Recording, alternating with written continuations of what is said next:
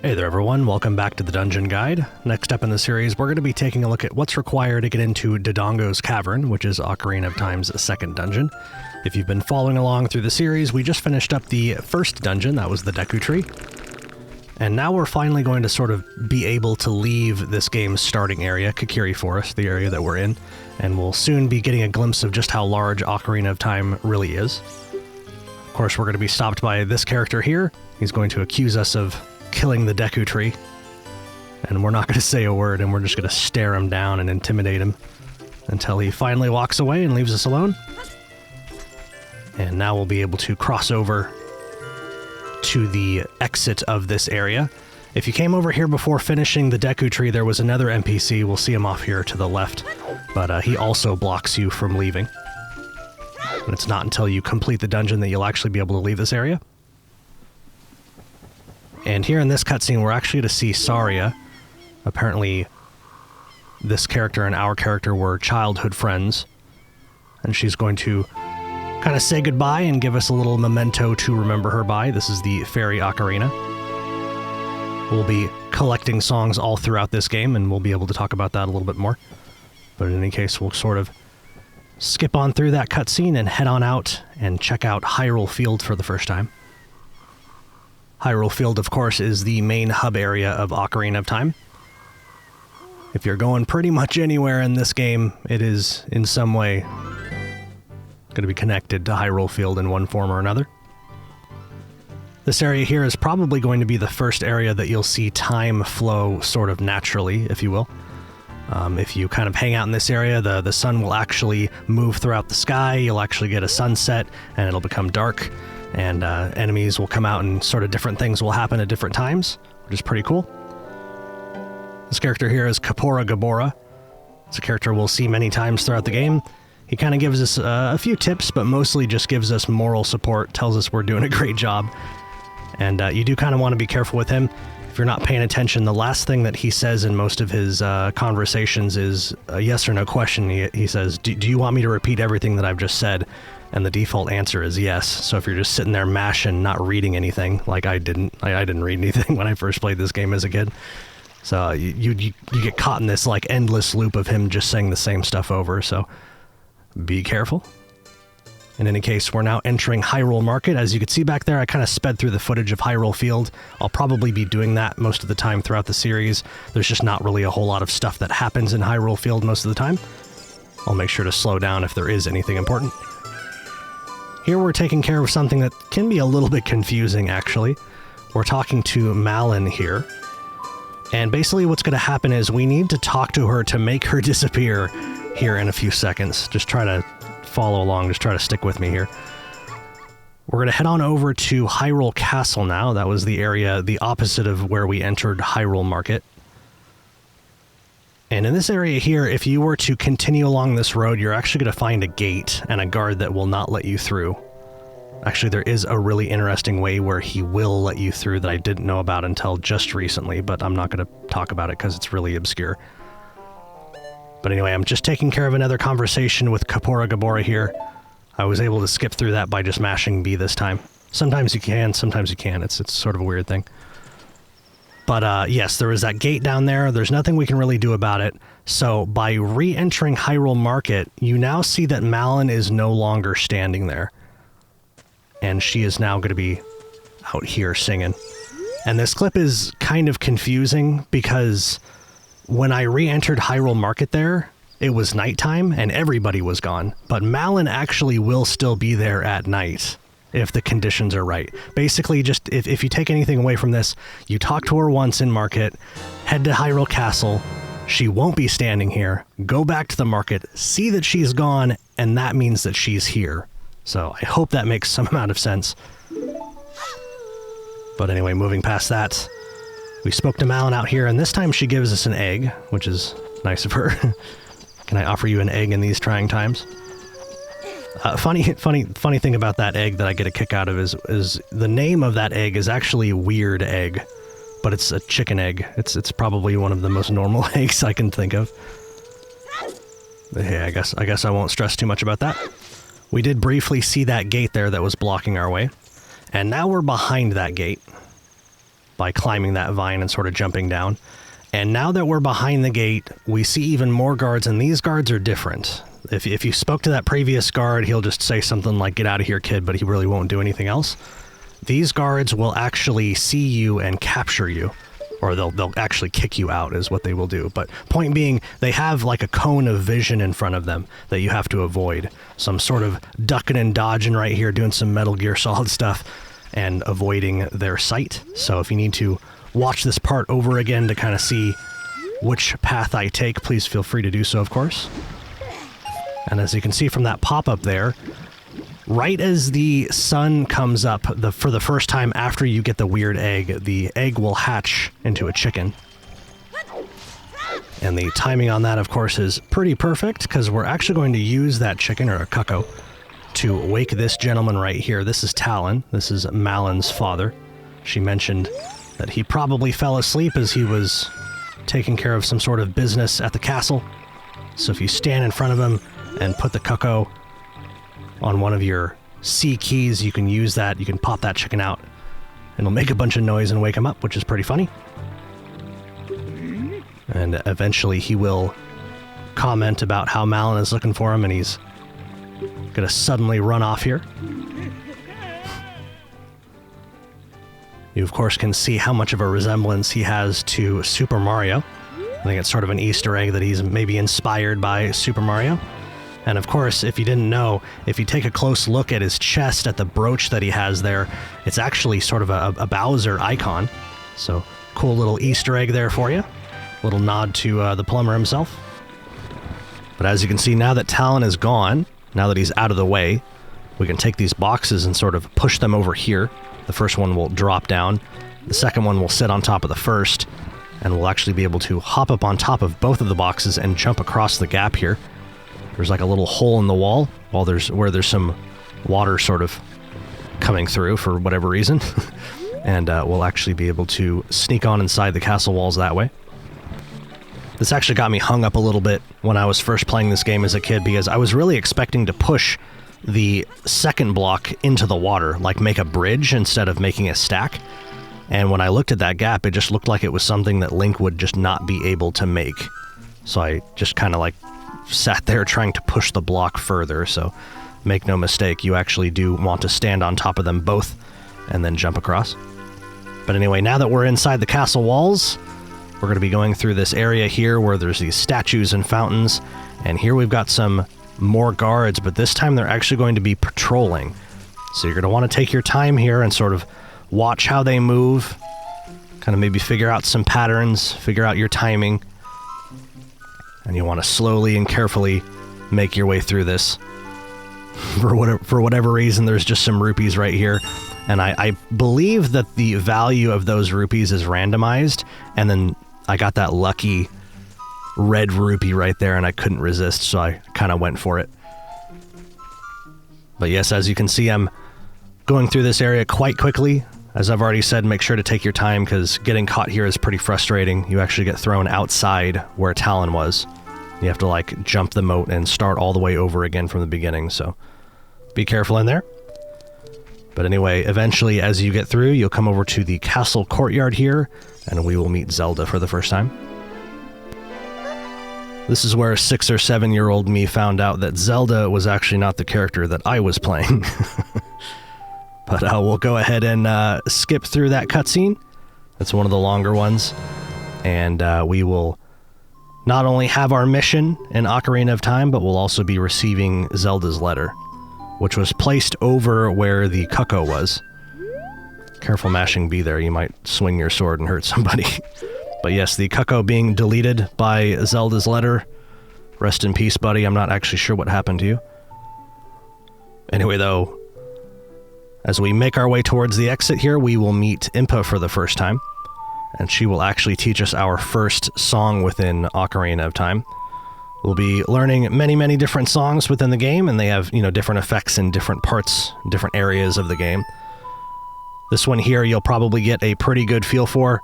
You probably play this song more than any other song as you're playing through the game.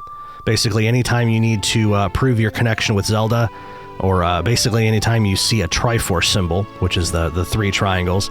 There's a lot of spots in the game where there might be a Triforce symbol on the ground or on a wall, and if you walk up to it and play that song, things will happen. Like whether that's a door opening or a chest spawning or something like that.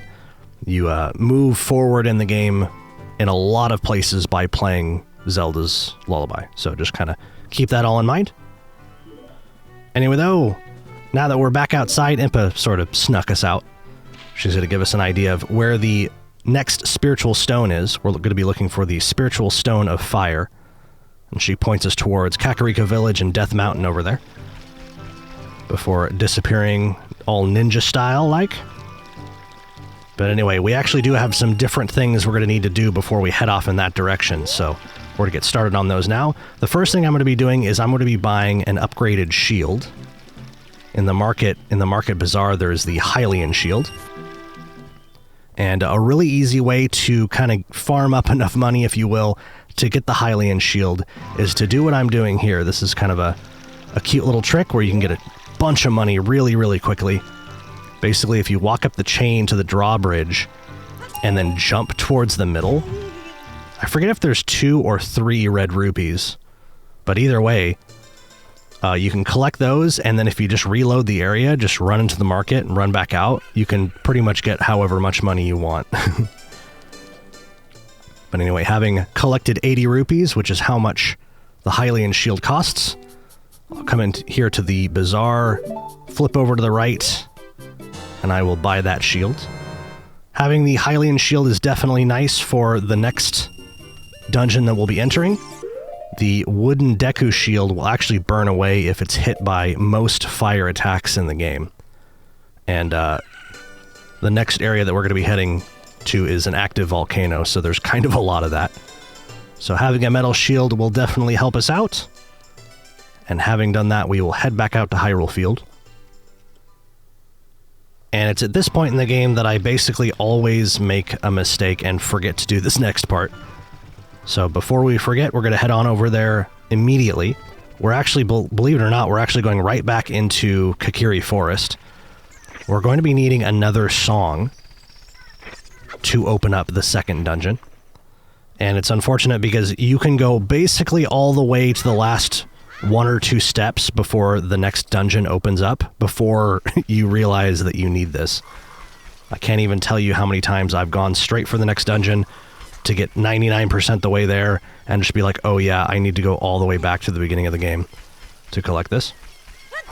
So anyway, as you could see, we sped through the Hylian Field portion yet again, and we are now back here in Kokiri Forest. And by climbing up that vine wall there, we enter this area. This is the Lost Woods. This is kind of a tricky area because there's going to be these sections where there's 4 different ways to go, and if you go the wrong way, it basically takes you back out to the beginning of this area, the beginning of Lost Woods. And basically the way you can get through this is by using your ears. You can hear the music coming from the proper way. And actually that's what Kapora Gabora here is basically going to tell us. And I think we skip through this, yes. Sometimes you can skip through his dialogue and sometimes you can't. So it's a kind of a coin flip there. But basically, yeah, what he says is, listen, yeah, just follow your ears and listen to the sounds coming from the forest. Hoot hoot. Thank you for that. And now that we have a better idea of how to get through that, we'll continue to listen our way through Lost Woods. See, like right there, I could hear that it was off to the left, so I know which way to go.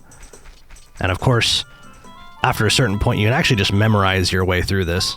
It's not like this area is randomly generated. The path through is always the same. So you can actually, if you do this a couple of times, you can actually just remember which way to go. But anyway, eventually you'll get through. And here we're going to find the Sacred Forest Meadow. And here we're going to be fighting one of these wolves for the first time. And upon defeating that, it will open up the gate there. A pretty effective way of dealing with those guys is to jump slash at their back. You jump slash by, when you have a locked on enemy, you just press A, and you'll do that big jumping slash attack. And you can get them to expose their backs pretty easily by letting them do their 1-2 swing.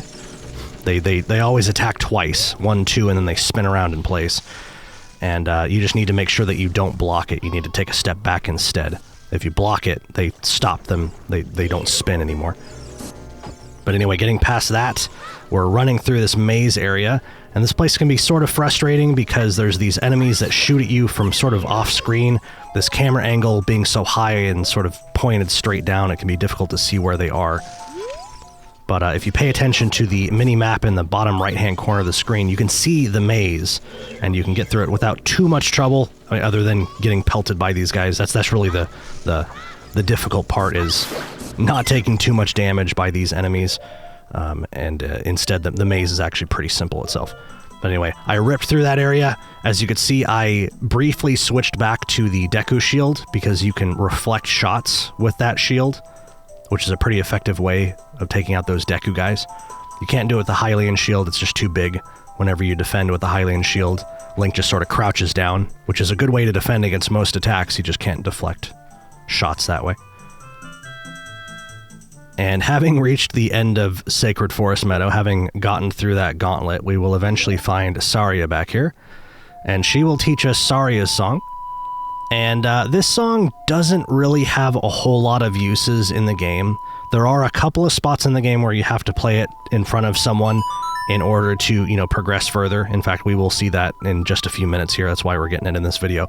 But past those couple of points, Saria's song doesn't really have a whole lot of use in the game unless you want to talk to Saria. Basically, when you play this song, you can actually have a long-distance conversation with Saria no matter where you are. It's like telepathy or something. And it can be useful if you're playing the game for the first time. She's kind of like Navi, where she may actually give you a hint on where you need to go. So if you're stuck in the game somewhere, and even after getting Navi's hint, you still don't know where to go, it may actually be worth playing Saria's song, and she may actually give you a little bit more information. But other than that, you probably won't be playing that song a whole heck of a lot. But we will be using it, like I said, here in a few minutes. And what we're going to be doing here is actually exiting Kokiri Forest. We've gotten what we needed. Luckily, you can actually skip through Sacred Forest Meadow. As you can see, you can hop up there and basically skip your way all the way out. And what's cool about the Lost Woods here is basically what you do is you go the wrong way on purpose, and then it will take you out even further. Because this is, again, the Lost Woods. If you go the wrong way, it takes you back to the beginning of the forest, right? It's kind of a lucky coincidence that it always takes you to the Kokiri Forest side of the Lost Woods. It does not take you to the beginning of wherever you started the Lost Woods from. That probably doesn't make a whole lot of sense. Just don't worry about it. Just go the wrong way on purpose. We'll just go out here, and then that will place us back into Kokiri Forest. We don't actually have to go all the way through Lost Woods, which is kind of nice. And eventually we will get our way back out to Hyrule Field. And it's at this point we will finally be able to make our way towards Kakariko Village. This is, of course, an area we haven't been to yet. And I think I am going to continue to speed through the Hyrule Field sections in the editor just to get through that faster. I'll just continue to do that throughout the series. I could just do a crossfade and skip over, but I do kind of want you to see where I am going. As you can see, I'm sort of following the right-hand wall there, and if you do kind of circle around the wall, it's sort of halfway in between where we spawned in Kokiri Forest and then Hyrule Market, which is on the north side of Hyrule Field. That was kind of a funny little thing there. I decided to wait on the steps for just a few seconds so daytime would come around. And I literally only did that because I wanted to hear the music, because Kakariko Village has kind of a cool tune. But I actually went into the area just a few seconds too early. So this is actually kind of a weird little thing. I don't know if this is intentional or if this is some sort of bug in Ocarina of Time. Basically, it's daytime, but the daytime music is not playing. So there are people running around because it's daytime, but it's literally just a few seconds into the day, and the music is not playing, which is too bad. Sad face. Anyway, though, luckily we won't be here too long. We won't live to regret that for too terribly long. We're going to come on over here, and there's going to be this guard in front of this gate.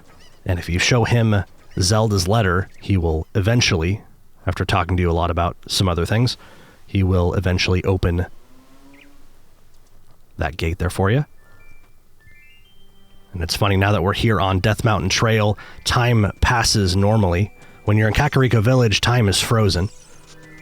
But now that we're back out here in sort of a non-town area, time is moving normally. And we were just out here for just a couple of seconds before the music started playing. Anyway, though, getting past that, this is a pretty dangerous area here, Death Mountain Trail. There's lots of giant boulders and stuff. These Tektite enemies will jump at you. And I don't know if you saw that big boulder there a second ago. That is actually the entrance of the next dungeon. So we're going to be needing to figure out a way to open that. And we're going to be doing that first by going over here, following the trail over in this direction. We're just going to stand real still there and let that Goron roll by. But this is going to be Goron City over here. This is the home of some pretty cool characters within the Ocarina of Time universe. These Goron guys are... How do you even describe a Goron, man? Like, what are they? I don't know, they're big round guys with, like, rocks on their back, and they can turn into, like, a ball, like a hedgehog, and go rolling around. But anyway, getting past that, you are, of course, welcome to check out Goron City. It's a pretty intimidating-looking area. I don't know if you saw the mini-map down there. It's absolutely bonkers. There's a lot of stuff to see here. But if you're just looking on how to get into the next dungeon, like I'm doing here in the guide, basically what you can do is just drop all the way down here, drop all the way to the bottom of Goron City, and then there's like a welcome mat there. And if you stand on it and play Zelda's Lullaby, that will make the people inside think that you are some sort of messenger from the royal family, and the door will open. And then here we're going to meet Darunia. He's sort of the boss of the Gorons. And what we're going to do is when we come inside here, he's going to be real upset. He's like, "Who are you?" They sent a kid. He was expecting, you know, a messenger of some kind. And he's going to be real mad about that.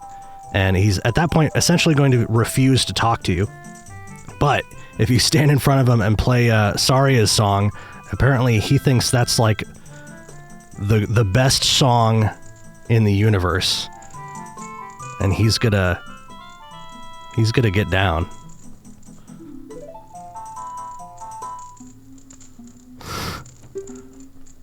I love how Link slowly steps back during that cutscene. I don't know if you saw that. Like, he had absolutely no idea what to think about that. And neither did I as a little kid. I was like, holy cow. Is he dancing or is he having an epileptic seizure? I don't know. But anyway, we skipped through most of that dialogue there. Basically, like I said, the song kind of, I think he says it cured his depression, which is amazing. And basically, he's going to refuse to give us the Spiritual Stone of Fire. However, he will give us a way of proving ourselves by going into Dodongo's Cavern, which is the game's second dungeon. He also gave us that bracelet, which will increase Link's strength. We will now be able to pick up the bomb flowers. They've been sort of sprinkled around this area. We're going to see one right over here. And basically the way this is going to work is we're actually up above the entrance of the dungeon now. I'm actually going to hop up here and just do a little see-up and take a look down. So there it is. That's that big boulder that's blocking the second dungeon. And that thing right there, sort of black and green and yellow thing, is actually the bomb flower that we're going to use in order to blow up that boulder. So pretty cool there. You actually don't have to do anything fancy. You can just pick it up and essentially just press forward on the control stick and press A.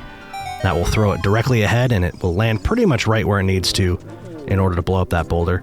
Kind of funny, I accidentally placed it on the ground there for a second, which was a mistake. That's definitely not necessary, so I very quickly picked it back up before it blew up, and I threw it over the fence and was still able to get that boulder destroyed. So in any case, that's how you get into Dodongo's Cavern. Coming up next, we'll actually be taking a look at the dungeon itself. Hope you stay tuned for it, and I'll see you in the next one.